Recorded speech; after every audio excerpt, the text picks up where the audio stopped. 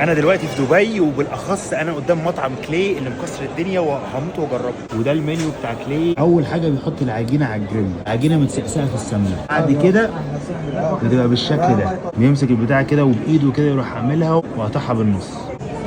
هنا بقى الحاجات اللي بتتحط في الساندوتشز، ودي اللحمه المفرومه، وده البيض الشكشوكه، واخيرا وصل وهندوقه. كده مرة ادوق حاجه زي كده في حياتي. هي عجينه ما بين العيش والفطير، هي عجينه فطير بس مش عجينه فطير، مع البرجر والجبنه تقريبا في كيري الكارملايز انيون والصوص. لا حلو قوي. نخش على اللحمه المفرومه، حلوه الباتر تشيكن.